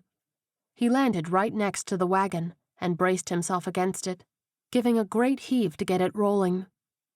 A dozen or so zombies shambled towards him from about 30 yards away, and he grunted as his hamstrings burned and his back muscles pinched. There we go, he grunted to himself as the momentum began, and the wagon picked up its own speed. There we go. As it gained speed, he pumped his legs harder, jogging to keep up with the propane projectile. A corpse staggered into the street, but the wagon knocked it clean out of the way, sending it into a faceplant on the ground. Hickman glanced over his shoulder, noting that the dozens had turned easily to hundreds, and he drew his handgun again as he continued to push. He fired a few shots into the air, just to draw more attention to himself. As he approached the sporting goods store, he dug in his heels and pulled back on the handle to slow the wagon's progress. He managed to maneuver it up onto the sidewalk and bumbled over the broken glass. "All right, I'm in business," he chirped as he spotted the small office on the far end and began to shove across the store. Moans filled the air to his right, and he immediately unslung his assault rifle, unloading into the few corpse shoppers. He continued to push the wagon down the aisle towards the office, and then jerked back on the handle to keep it from bumping too hard against the door. He threw it open, gun raised, giving a quick sweep to make sure he was alone. The room was small, about 10 feet by 10 feet, and thankfully empty. Hickman shoved the wagon in and against the far wall, and then started opening valves. After the top row, snarls and moans echoed through the store. "That's gonna have to do," he muttered, and rushed back to the office door and away from the hissing canisters. He produced a few flares from his pocket and lit them up, dropping them just inside the door and slamming it shut. The front of the store was flooded with zombies, blocking off his escape. He looked around frantically for some kind of fire door, but couldn't find a single one. "Oh, come on!" he bellowed. "Even small towns have building codes." He spotted a storage room and ran for it, the clock ticking on both his enemies and the propane. He went in, rifle first, and scanned the small empty room before finding an unmarked door at the back. He ran over and turned the knob, and the door opened about 6 inches before stopping. Sunlight teased his face, and he grunted, looking down at the chain on the outside, padlocking the door shut. He stepped back, braced his foot against the door to hold it taut, and fired 6 shots into the eye the chain was wrapped through on the wall. The anchor tore off, the door smacking open into the alley, and Hickman tore towards the street, firing wildly at the few zombies milling about in his way. The corpses dropped, and he made no move to check them, his only goal to get as far away as possible as fast as possible. Legs pumping pavement as hard as they could, he ran, taking a sharp turn towards the bridge and away from the corpses piling into the volatile store. The smattering of slow-moving zombies were sparse on this end, and he didn't bother to slow down to fire, keeping a keen eye on the prize as he ran full tilt. A block or so later, the store went up in a massive boom, and Hickman skidded to a stop to look back, gawking at the smoke billowing up into the air. "All right, Ortega, let's hope that worked," he muttered, and then continued towards the bridge. His immediate task was completed, but the day was nowhere near over. Chapter 11. "You think Hickman did it?" Ryan murmured quietly to Ortega, who was crouched next to him by the edge of a building about a block away from the furniture store. As if on cue, a loud boom rattled the earth. The private smirked. "If I had to venture a guess..." The younger man shook his head and smiled, patting his new friend on the shoulder. "Sorry for doubting you," he said. They watched as the horde in front of the furniture store turned its attention towards the commotion and began to wander off in search of the explosive noise. "Hell yeah, it's working!" Ryan hissed, pumping a fist into the air. "Don't get excited yet," Ortega warned quietly. "Not all of them are moving." He clenched his jaw as a 6 or so stubborn zombies stayed fixated on the furniture store, unmoved by the epic barbecue happening up the street. "How do we handle this?" Ryan asked. Ortega drew his knife. "We gotta do it silently." "But it's 2 on 6. The young man paled. "Which is why we gotta hit 'em quick," Ortega replied. "You got your blade?" Ryan pulled out a large hunting knife, nodding as beads of sweat broke out on his forehead. "Okay, you follow my lead," the soldier said. "We walk, not run, walk, As quietly as we possibly can, up to them. I'm going to take the one closest to us, and I want you to focus on the second one. If you don't drop it with the first blow, I want you to grab onto its chest and hold them at bay. I got your back, so I don't want you to panic. You understand?" Ryan nodded stiffly. "Yes, sir." "Let's do it, then," Ortega replied, giving the young man's shoulder a reassuring squeeze. "Leave the gas here. When we clear him out, you can run back and grab it." At another sharp nod, the soldier led the two of them out, walking softly to the sidewalk. In the distance, the tail end of the horde moved past the back end of the truck, leaving just the 6 zombies between them and their goal.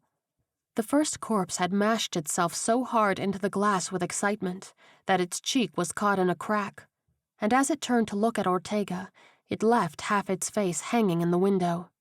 He stabbed it quickly in the eye socket before it could make a noise, and Ryan strode past to the next one. He made a stab for the forehead, but the blade skidded off of the top part of its ear. His heart leapt into his throat, but he took Ortega's advice and braced his arm against its chest, holding it at bay. The soldier quickly stabbed it in the eye on his way by. "Aim for the eyes, not the forehead," he whispered. "Easier to penetrate." Ryan nodded and focused on the remaining 4 corpses shambling towards them. They were, at least, spaced out with a few feet in between, giving the duo a tactical advantage. The young man lunged forward and stabbed into the first one's eye, dropping it easily. Ortega grabbed the next one by the shirt and shoved it into the one behind, stabbing twice in quick succession to take them both out. Ryan darted around to the final creature, but he hesitated at the sight of the rotting young woman.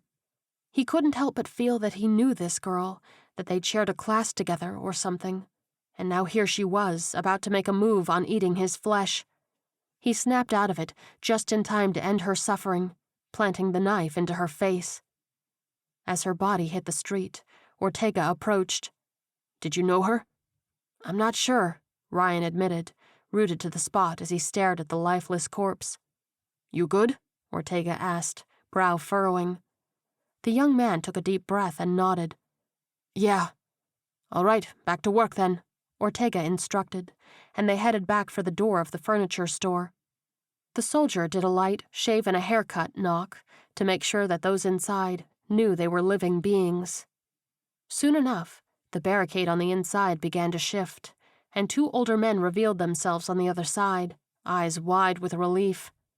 "Man, are we—" one began, and Ortega quickly shushed him. "Quiet," he whispered. "We need to get everyone out of here now, quietly. Get ready to move." The man nodded without saying another word. Ortega turned to Ryan. "Get the gas and fill the tank. I'm going to clear us some space." As the young man trotted back off to get the fuel, the soldier snuck up to the truck. As he peered around the front grill, he had a clear view of the horde congregating around the burning sporting goods store. Unfortunately, the novelty was wearing off, and some of the zombies were losing interest in the flames that weren't providing fresh meat. "What's wrong?" Ryan asked, as he approached with the gas cans, a few civilians trickling out behind him. "Why aren't you moving?" "Because the bait is starting to wear off," Ortega replied. "We gotta open up the back of this truck and throw some stuff out to make room for everyone. As soon as that door goes up, we're on the clock, brother." "I'll let everyone know to move up and be ready," Ryan said. "Get anyone who is even remotely able-bodied up here to help me," Ortega instructed. "I need 2 people to help shove stuff off and pull people on." Ryan nodded and took off. The soldier kept a close eye on the horde, chewing on his lip as he attempted to make calculations on their situation. "Worst possible case, 45, maybe 50 seconds before they get here," he thought, and shook his head, glancing over his shoulder at the older people shuffling out of the furniture store. "That's gonna be tight." Ryan jogged back up with 2 middle-aged men in tow. Ortega simply raised an eyebrow at the rotund men, who looked like they'd get winded hopping out of a recliner. "Best we got." The young man shook his head. "Gonna have to make do," Ortega replied with a shrug. "You boys know what we're doing?" At their nod, he turned back to the kid. "Okay, where's Harlan?" The man in question hobbled up to them, ducking in behind the grill of the truck.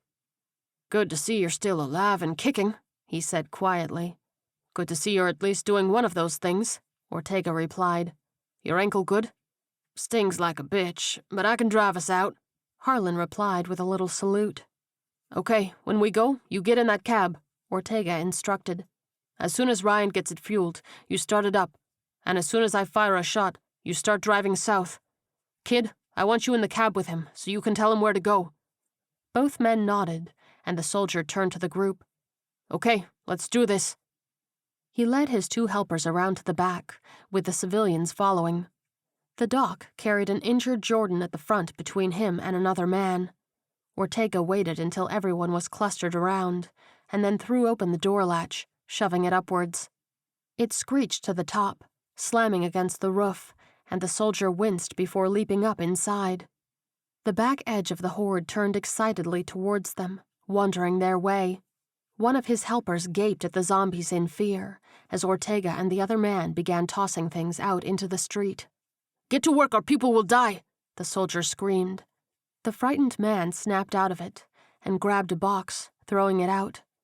The truck was packed relatively tightly, pallets stacked floor to ceiling, and Ortega managed to create a shelf for people to climb up on without having to haul the heavier stuff. Start getting people up. We're almost good, he grunted, scrambling to clear a path as his helpers began to pull people up into the bed. He got down on one knee and hauled one person up, keeping a mental count in his head of how much longer they had before the horde reached them. The truck rumbled to life, sitting idle and waiting for his signal. This is gonna be tight, he muttered. They hauled as fast as they could, but the horde was closing in. One woman screamed as they got close, prompting an elderly man to step forward to try to protect her from the oncoming corpses. The creatures easily overpowered them both, descending on the screaming civilians and drowning it out with snapping teeth and tearing flesh. Ortega waved to the 2 remaining people on the ground and pulled his handgun, firing once before tossing it behind him and reaching down for a hand. His helpers grabbed the other man, and the truck began to move as they dragged the final 2 civilians to safety. The soldier sat back on his haunches, watching with a pang in his chest as the zombies chowed down on the 2 unlucky people. He hadn't wanted to lose anyone. But as the 1,000-strong horde began to lumber after the truck, he had a feeling that losing 2 elderly was going to be the least of his worries that day. Chapter 12. All right, the turnoff is just up a bit more on the right, Ryan instructed, pointing through the windshield. Harlan nodded. Any idea where they want me to park this thing? Just put it right in the middle of the road, right after you get across the bridge, Ryan instructed. We gotta get these guns. The driver shook his head and let out a low whistle. The fun never stops. He turned towards Mason and rumbled across the bridge, waving at the trio waiting for them. As soon as the truck cleared it, Audrey, Garrett, and Reuben began pushing the first car into place as a blockade. Ortega was first off of the back, rushing over to the group. Ryan followed soon after, having dismounted from the passenger seat as fast as he could. Any sign of Hickman yet? Ortega asked. Audrey shook her head. Not yet. Okay, the soldier replied, pursing his lips for a moment. Hopefully he gets here soon. In the meantime, let's get that other car on the bridge. How much time do you think we have? The redhead asked. Ortega let out a deep whoosh of breath. 15, maybe 20 minutes. It's not that far of a walk. Charlie strolled out of the gate from the trailer park, holding a beer and whistling a jaunty tune. Hey, before y'all block off that bridge, let me get a couple of you for something. Damn it, how can you be drinking at a time like this? Reuben snapped. Ain't nobody got time for your shenanigans. Oh yeah, you do, the old man shot back, raising his furry white chin. Give me 3 and I promise it'll be worthwhile. Ortega shrugged. Ryan, Garrett, Reuben, give the man a hand. Audrey and I will help with the truck unloading. If we don't get these guns, it isn't going to matter what Charlie has up his sleeve. Reuben sighed and waved for the others to follow him after a still whistling old man. Charlie stopped beside 2 55-gallon drums, sitting on moving company grade hand trucks. He leaned on one of them, casually taking a long sip of his beer. What you got there? Reuben asked. The old man grinned and smacked his lips together. 110 gallons of the best diesel fuel money can buy. I guess a better question is, Reuben replied impatiently, what you planning on doing with this? Well, old buddy, Charlie said, we got a shitload of guests coming. Seems rude not to get a barbecue going. The janitor cracked a smile, a light bulb going off in his head. I'm tracking now. Garrett, give a brother a hand. Garrett nodded, and they heaved the giant drums one by one onto their sides, rolling them back to the bridge. Once they got across to the road, the cylinders took up about a third of the pavement side by side. Charlie pulled out his large hunting knife and slammed it down into the side of one of the drums, twisting it to create a decent-sized hole. He punctured it a second time for airflow, and then repeated the process on the second cylinder. All right, roll 'em forward a bit, he instructed, and then put out a hand to stop them again, putting a few more holes in each. Once the drums were nice and Swiss cheesed, he tossed his empty beer can and helped push the drums along the road. Okay, slow and steady, boys. We want to make sure this stuff pools up nicely. Reuben nodded as he used a bit less elbow grease. How are you planning on lighting this thing? Oh, don't you worry about it, Charlie drawled. Your old buddy has got you covered. Well, it better be hot as hell, Ryan piped up. Because in my chemistry class, we did an experiment on fuel types, and diesel has a higher flash point than regular old gasoline. Charlie clucked his tongue. Well, what do you know? Those government indoctrination centers actually taught you something useful. Government what? Ryan raised an eyebrow. Never mind, Charlie replied with a shake of his head. You are correct that it takes a higher flash point to get this baby going, but a sustained flame on it will do the same trick. Like I said, don't worry about it. Ryan wrinkled his nose and took a deep breath. All right. Now, old Charlie here still has a ton of alcohol to drink, the old man declared. I ain't gonna just let all that go to waste by getting us killed now. About 120 yards along the road, the last of the sticky black fuel oozed out of the holes in the drums. Ryan gave his a little shake. What do we do with the barrels? Charlie turned and kicked his and Reuben's into the ditch and turned back to the group, swiping his hands together. What? He shrugged at the blank stares from his companions. It's not like the EPA is going to come find me or anything. Ryan shook his head as Garrett kicked theirs off the road and started back towards the bridge. Charlie and Reuben moved with him, but they quickly realized that their fourth hadn't followed. Yo, Garrett, you coming, man? Reuben asked, pausing. The three of them turned to see the middle-aged man stock still in the middle of the road, staring at the front edge of the zombie horde cresting the horizon. I can see them, he stammered. Charlie rolled his eyes. All the more reason to get your ass in gear, boy. We got work to do. He clapped his hands together, and this seemed to snap the pale man out of his deer-in-the-headlights stare. He jogged to the group, shaking his arms as if to bring life back into them, and the four civilians walked briskly back to the bridge. Charlie headed over to the truck as the other three got back to work on the car barricade. Yo, Army boy, he bellowed. We got company. Ortega hopped down from the back of the truck, brow furrowed. How close are they? Fuck if I know. All I know is we can see 'em on the horizon, Charlie replied. So they're gonna be here sooner rather than later. Ortega took a deep breath. Goddamn, they got here quick. He glanced around at the people he'd rescued from the furniture store and crossed his arms. I need another favor.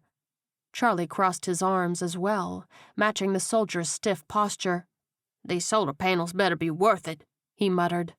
Oh, don't worry, they are, Ortega said. The old man sighed. What do you need? These people aren't going to help us in a fight, the soldier explained. Can you get them into your compound? Charlie nodded. Yeah, I got you covered. He turned to the civilians and spread his arms, waving them in his direction. Okay, y'all follow me. I got a nice cozy little place all set up for y'all. Just one rule. Don't touch my shit. He managed to keep a stern expression for all of a few seconds before he barked a laugh. Just playing with y'all. There's plenty of food and water down there. Come on. He led the group away towards his bunker, and Ortega approached the truck, clapping Harlan on the shoulder. Hey, you go with them. The driver narrowed his eyes. Fuck you. You boys are gonna need my help. Just prop my plump ass up against the car and hand me a weapon.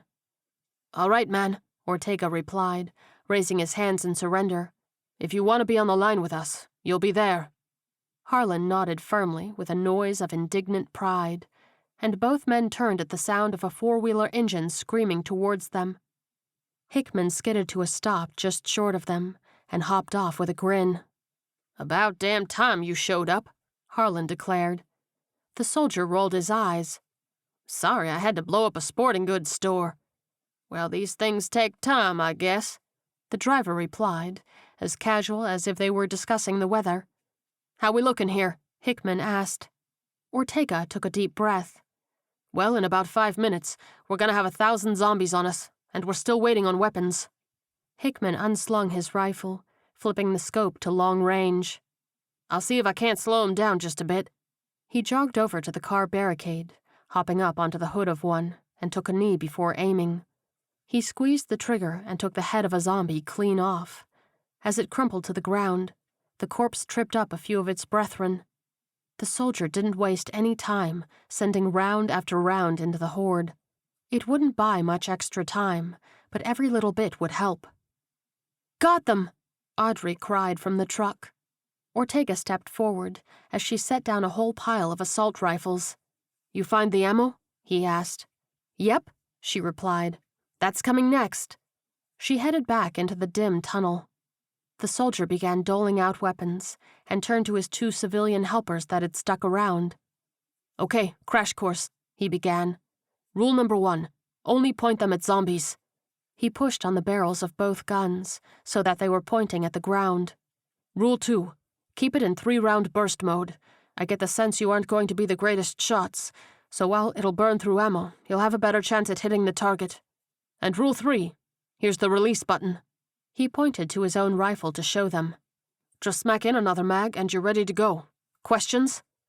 Both men raised their hands. Harlan snorted. "How in the hell did you boys live in rural America and not know how to operate a firearm?" "I was a schoolteacher," one of them replied. "Hell, if that's the case, then you should not only know how to operate it, but be proficient at it." Harlan rolled his eyes. Ortega shook his head. "You're not helping," he scolded. The driver hobbled over to one of the men and snatched it from his grasp, checking it over and getting it ready. Audrey shoved the last of 3 large boxes to the edge of the truck. "Got us 1,000 rounds, but they needed to be loaded in." "You know how to shoot?" Ortega asked. She nodded. "Yeah, I can handle myself." "Okay, get down here and get his weapon," he instructed, inclining his head towards the other civilian. She jumped down and did as he asked, checking the weapon with expert grace.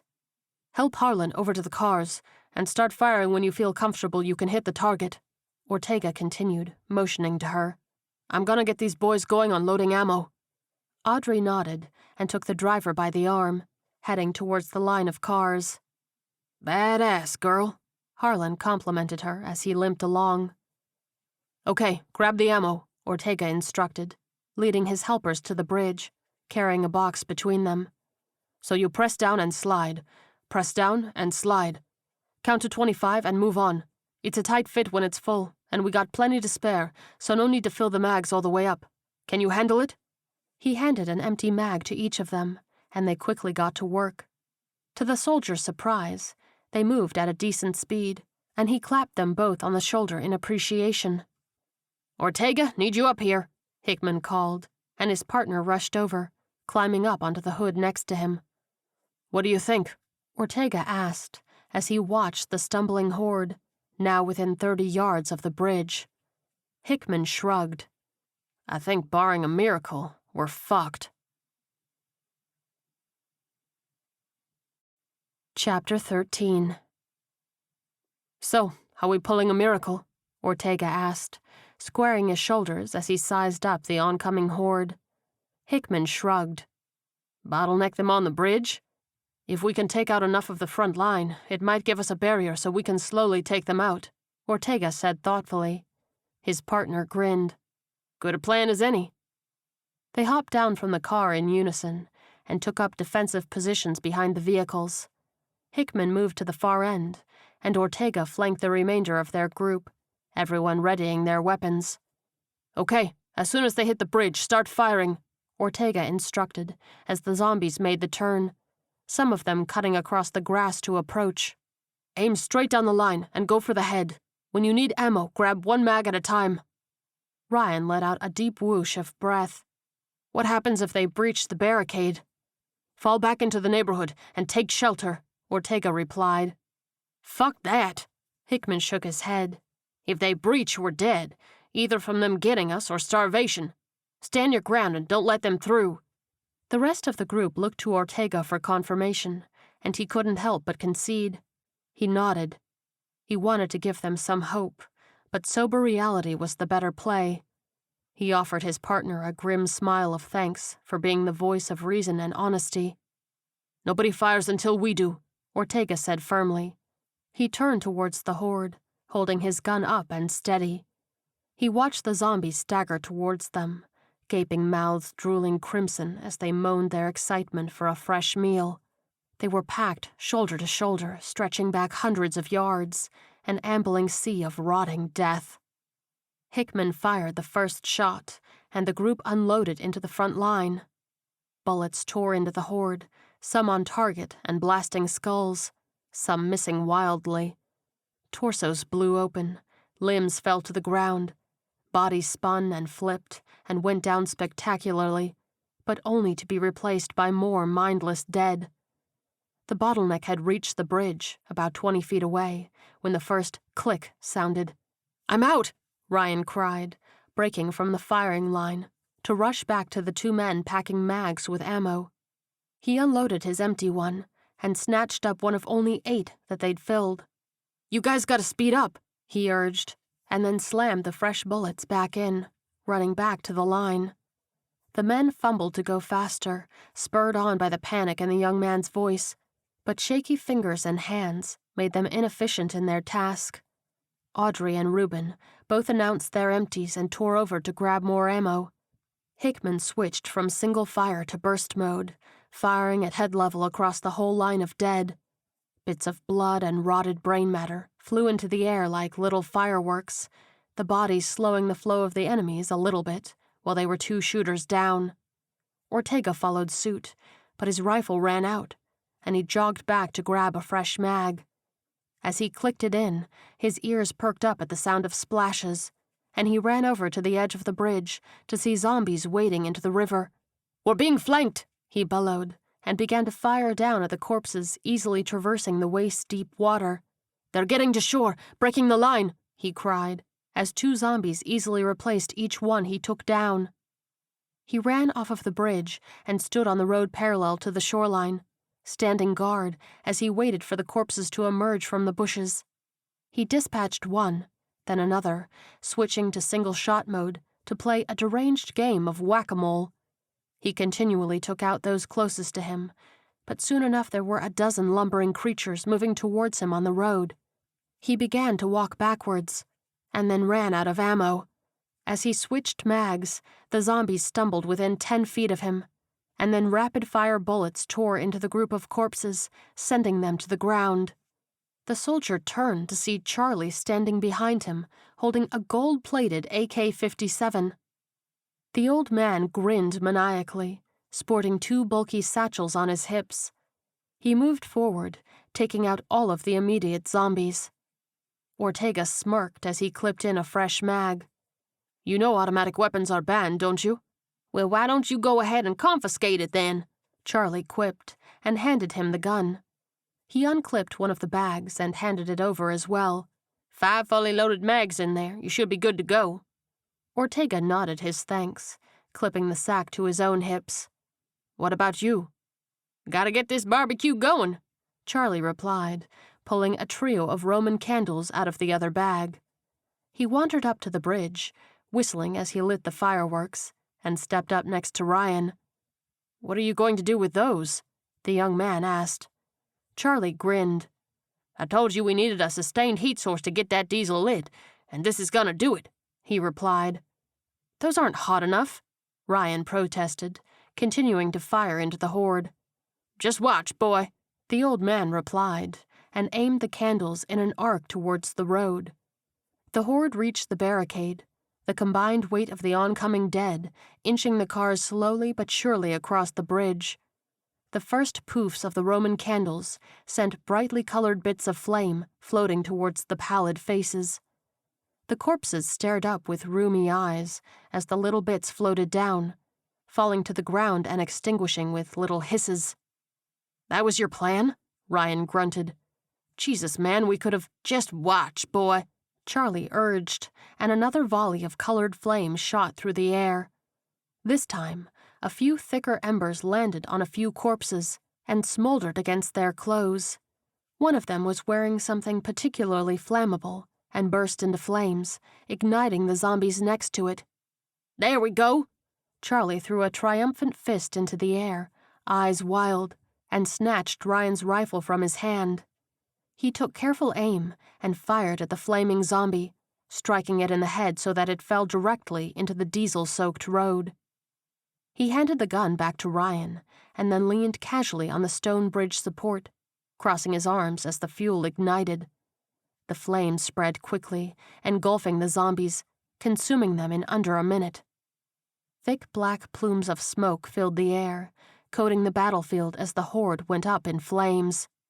"I can't see shit," Audrey said, squinting into the smoke, and lowered her weapon. Ryan stopped firing as well, not wanting to waste the bullets. "Me either." Garrett fired off one more shot, and then scratched the back of his head. "I thought I saw something, but I can't tell if I hit it or not." "Save your ammo, let the smoke clear," Hickman instructed. "Those barricades are hold—" A loud screech cut him off as the cars pushed against the concrete. "Fall back to the edge of the bridge," the soldier instructed, and rushed back with the rest of the group hot on his heels. He moved to the center of the bridge, the rest of them flanking him on either side. Garrett leaned forward. "How do we know when—" "Be quiet," Hickman snapped. A few tense moments passed, and the tires continued to gently squeak. He held fast, straining his ears, and then as soon as the squeaking stopped, he opened three-burst fire at the center of the bridge. After a few moments, he stopped and listened. "What are you shooting at?" Ryan whispered. "The tires stopped making noise," Hickman explained. "which means they were through the line. Hopefully I just plugged the hole." A moment later, the squeaking began again, but this time louder. The soldier clenched his jaw, realizing that the weight was no longer distributed evenly along the barricade. "Open fire! Open fire!" he cried, and the group aimed wildly at approximate head height. The smoke began to thin out, the corpses pushing forward, reduced to smoldering lumps of crispy, moving flesh. They made it past the cars and ambled towards the group, arms outstretched. "When do we fall back?" Reuben demanded, eyes wide as he fired into the 70 or 80 corpses left pursuing them. "Hickman!" he cried when he received no answer. "When do we fall back?" The soldier knew he'd have to give the order soon, or the zombies would be on them. But just as he opened his mouth, automatic gunfire filled the air, tearing a gruesome path through the horde. Ortega stalked forward, unloading an entire magazine into the oncoming barbecue, cutting the front wave down by half. He quickly reloaded and loosed another 30 rounds. With this joining the combined effort of the group, the entirety of the charred horde fell on the bridge. When the last crack of gunfire died away, they stood there, chests heaving and hearts pounding, staring at the blood-soaked bridge piled with bullet-ridden barbecued corpses. The scent hit them in the face then, the sickening, acrid bitterness of burnt, rotted flesh stretching the length of a football field. Hickman turned to Ortega, wrinkling his nose at the gold-plated gun. "Where in the holy hell did you find that gaudy masterpiece?" "Well, once I told old Charlie that automatic weapons are illegal in this country, he graciously allowed me to confiscate it from him," Ortega replied with a grin, resting the ridiculous gun on his shoulder. Hickman barked a laugh. "Well, I gotta say, it suits you." Charlie strolled over and snatched it off of the soldier's shoulder, cradling it in his arms. "Sorry there, sport, but I'm having some second thoughts about letting you confiscate her. But I won't leave you empty-handed. I got some makeshift spears for y'all." "What the hell are we gonna do with spears?" Ortega raised an eyebrow. The old man inclined his head to the giant pile of death. Chances are some of them char-grilled fuckers are still kicking under there, albeit at a severely reduced state. Once this smoke clears, we're gonna have to do a little cleanup. The two soldiers shared a glance and a chuckle. "You are one hell of a character," Ortega said, patting the old man on the back. Hickman cracked his knuckles. "Come on, let's go get those spears." Chapter 14. The sun was low on the horizon. Some of the group led civilians cautiously through the barbecued remains of the horde, making sure to stab each and every one in the head as they went. They kept rags securely tied over the bottom halves of their faces to protect from the abhorrent smell wafting up from beneath their feet. At Charlie's place, Hickman tossed a cable down from the roof of the double-wide to Ortega, who plugged it into the battery box that would now run the power supply to his trailer. "All right, my friend, you are up and running," Ortega said, as Hickman slid past the panels and hopped down to the ground. Charlie flipped the switch on his fuse box, and the light strung around his grotto came on. "Well, I'll be a monkey's uncle," he said, awe in his voice. "That thing got working in that little bit of time?" He gazed up at the panel. "Yeah, these things are pretty legit," Ortega replied, but reached over and flipped the switch back off. "Although you'll probably have to ride tonight out in the dark and let it get a full charge tomorrow. After that, though, you should have constant power with the battery backup." Charlie stretched his back out, hands on his hips. "I think I can live one night without my stories," he said. "Plus it's shaping up to be a beautiful evening. Might be a good night to get a bonfire going." Hickman swiped his hands across each other and laughed. "You haven't had enough fire for one day?" "Nah, you can never have too much fire." Charlie waved him off. "Plus, with what all them folks have been through the last couple of days, might do 'em some good to have a bit of a festive evening." Hickman nodded. "I think you're right." Reuben headed over and mimicked his friend's stance, hands on his hips. "I thought you boys would have had the power going by now." "They got it going, just needs a little time to charge," Charlie explained. Ortega turned to the janitor. "You get people settled?" "Yeah, we got a few houses set up pretty good for 'em," Reuben replied with a nod. "What about the road into town?" Hickman asked. "I got Harlan all set up," the janitor said, and held up a walkie-talkie. "He's gonna radio if there's anything we need to be concerned with, but based on what we did to them over there, I'd be surprised if anything comes our way." Charlie headed for the door. "Excuse me for a minute, will you, boys?" he asked and ducked inside. Reuben took a deep breath and then turned to the soldiers. "Hell of a day, huh?" "Ain't that an understatement?" Hickman replied with an exhausted chuckle. Ortega sighed. "Of course, if the rumors I heard are correct, today's gonna be a cakewalk compared to what's coming up." Reuben's eyes widened. "What in the hell do you have planned for us?" "Relax, brother," Ortega said, raising his hands. "Not talking about you, talking about the military at large." The janitor shook his head, putting a hand over his chest. "You trying to give me a heart attack there?" "Sorry," Ortega said, failing to stifle a laugh. "Didn't mean to alarm you." Charlie emerged with a six-pack in hand. "My friend here being overdramatic again?" "This fool was talking about how today was going to be a cakewalk compared to what's ahead," Reuben explained as he took one of the cans for himself. Ortega put up a hand in surrender. "Except I wasn't talking about us. Or really anything more than rumors," Hickman added. "Well, we got some time to kill," Charlie said, as he doled out beer to the two soldiers. "What did you hear?" Ortega took a deep breath. "That there's going to be an invasion in a week or so." "Where?" Reuben's brow furrowed. "I heard it was the Northwest," Ortega replied. "Something about it being a strategic location or something like that." Reuben took a thoughtful sip of his beer. "So what's that mean for us?" "Assuming it's true," Hickman cut in, "it means we're on our own until they pull it off and venture down this far to bring us into the fold." Charlie smacked his lips together after a particularly long chug. "And what if they're not successful?" "Then you should be thankful we brought greenhouse materials so we can become self-sufficient," Ortega replied, raising his can. Charlie raised his own in response. "I'll drink to that." The quartet all clinked their beers together and stood, staring out as the sun set on a day that they were more than glad they were alive to see the end of. End of Book 6. Coming soon, the action shifts back to the Carolinas as Terrell battles to secure his new home against threats, both living and dead.